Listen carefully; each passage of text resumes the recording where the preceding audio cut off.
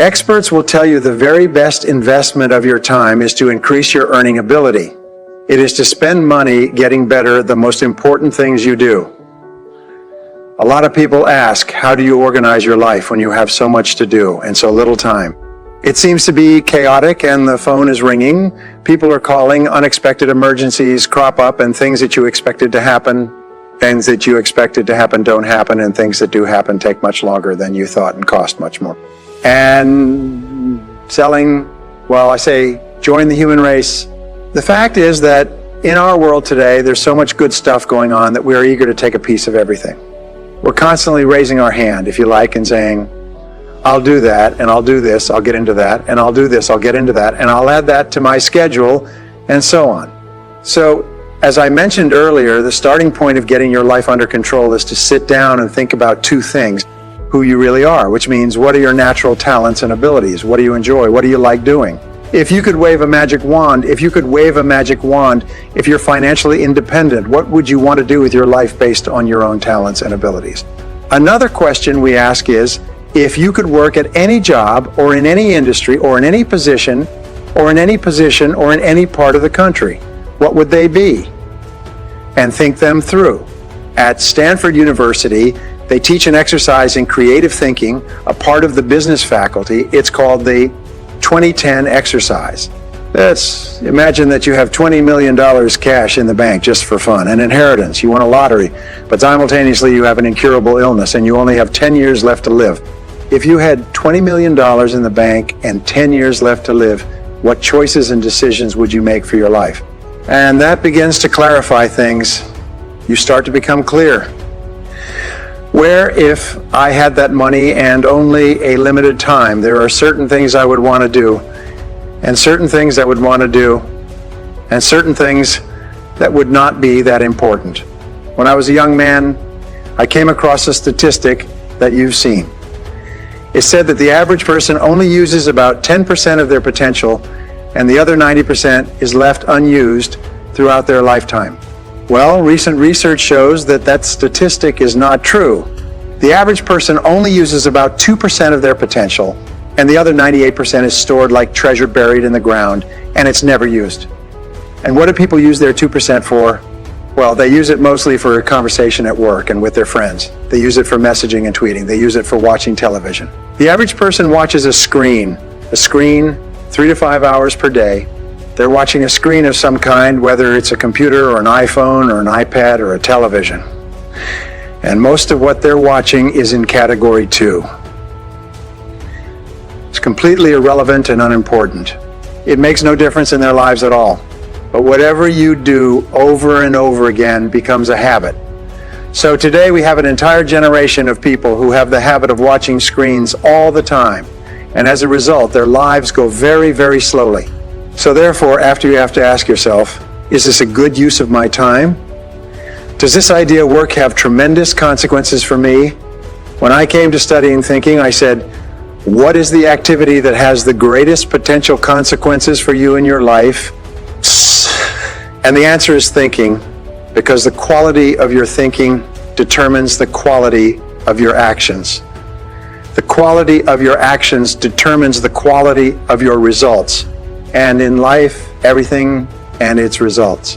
Now, whatever age you're at, if you look at other people who are successful, there's one quality that successful people have, and that's that they get a lot of results. They are known by everybody as the people who get the most results. They're extremely result-oriented. They think about results all the time. What is the characteristic of unhappy and unsuccessful people? Is they waste most of their time. What do people at work waste most of their time in? They waste it talking to their friends.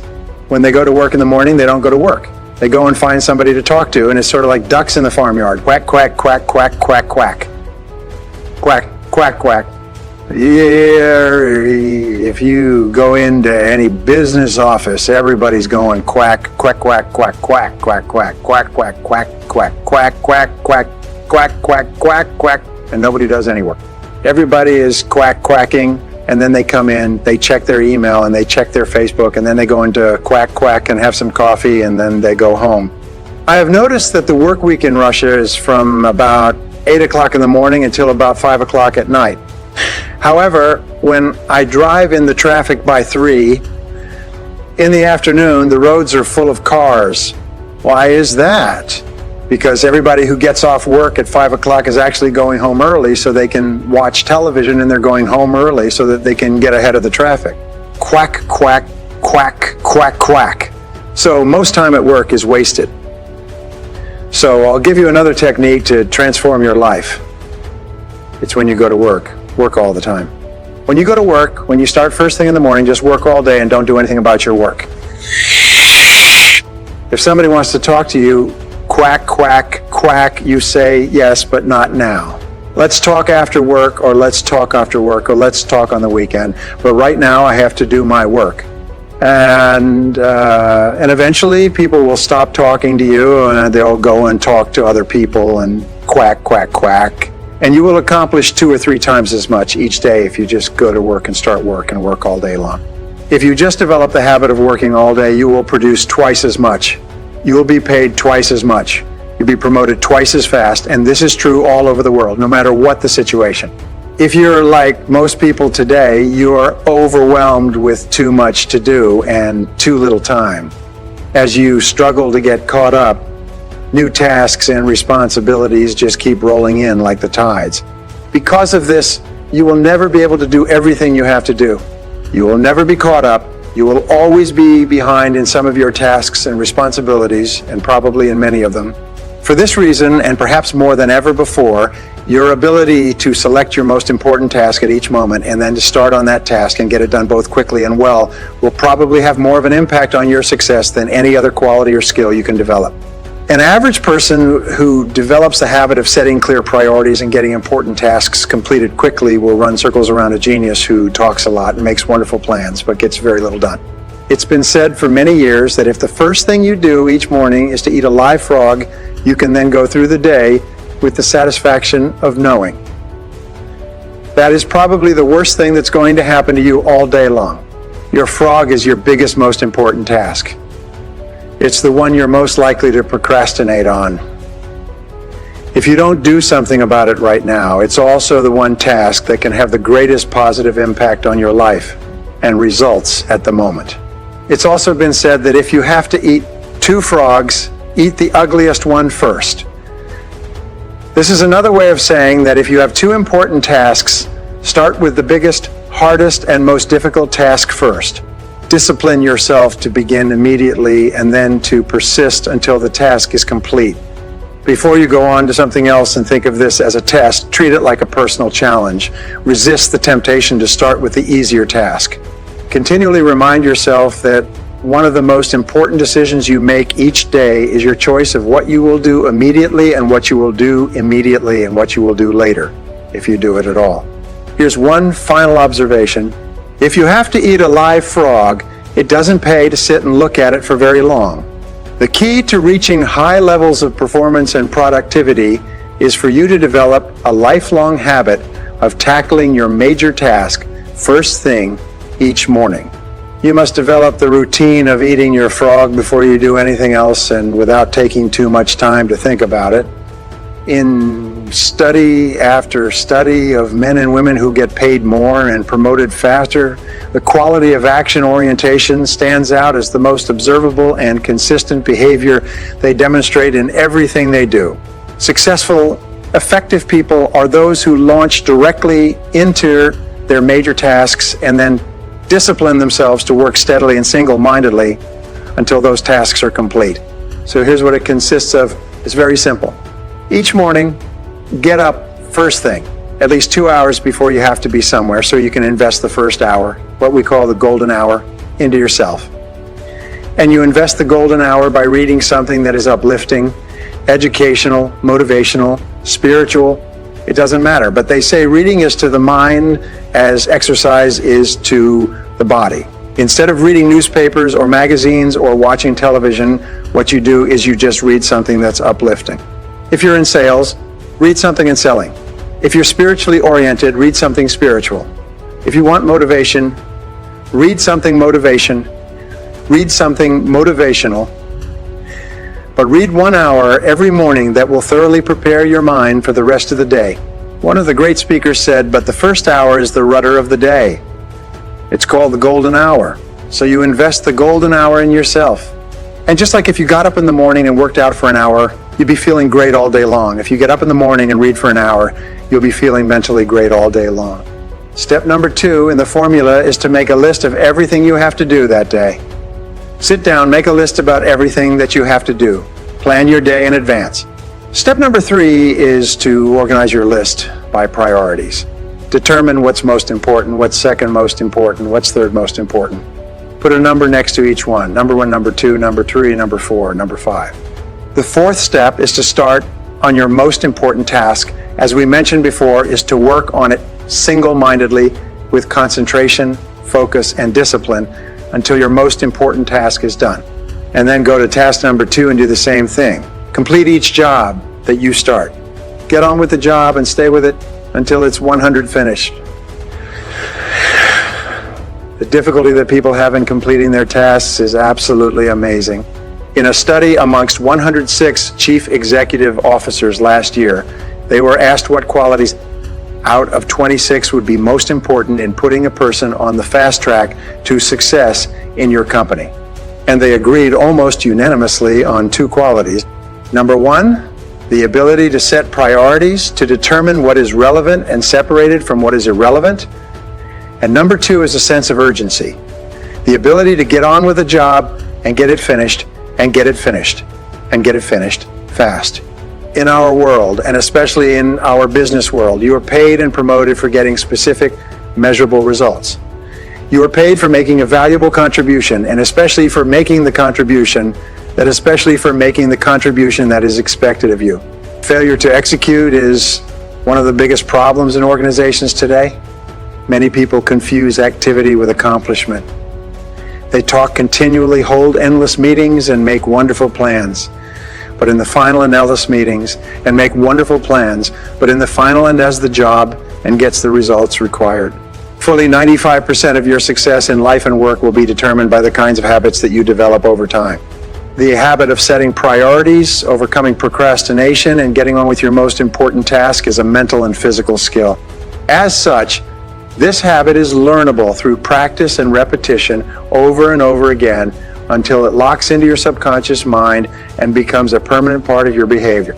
Once it becomes a habit, it becomes both automatic and easy to do.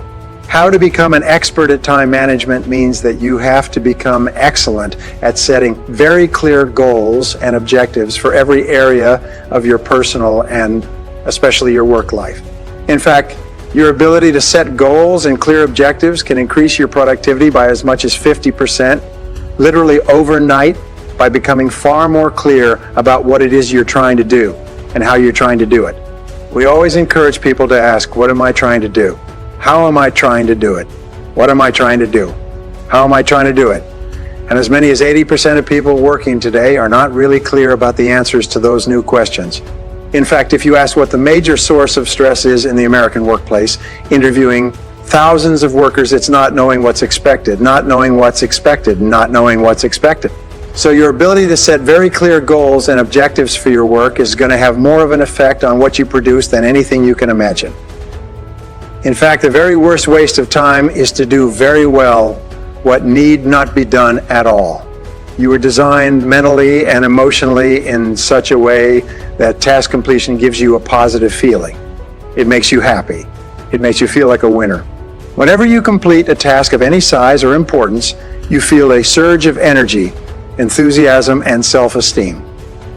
The more important the completed task, the happier, more confident and more powerful you feel about yourself and your world. The completion of an important task triggers the release of endorphins in your brain. These endorphins give you a natural high. The endorphin rush that follows the successful completion of any task makes you feel more creative and confident. Here's one of the most important of the so-called secrets of success.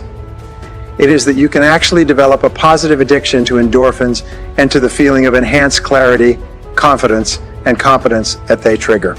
When you develop this addiction, almost without thinking, you begin to organize your life in such a way that you are continually starting and completing ever more important tasks and projects. You actually become addicted in a very positive sense to success and contribution.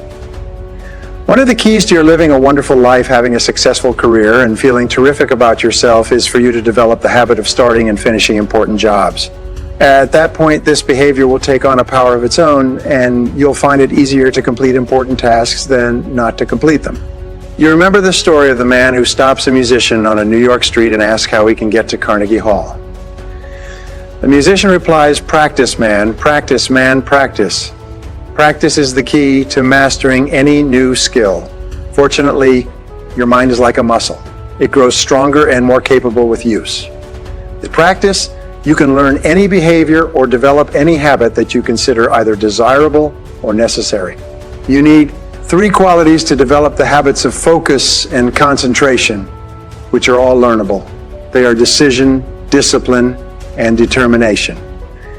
First, make a decision to develop the habit of task completion.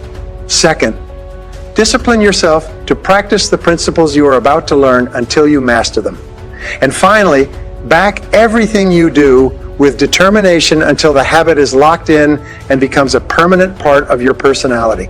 Now, there's a special way that you can accelerate your progress toward becoming the highly productive, effective, efficient person that you want to be. It consists of your thinking continually about the rewards and benefits of being an action-oriented, fast, moving, focused person. See yourself as the kind of person who gets important jobs done quickly and well on a consistent basis. Your mental picture of yourself is a powerful effect on your behavior. Visualize yourself as the person you intend to be in the future. Your self-image, the way you see yourself on the inside, largely determines your performance on the outside.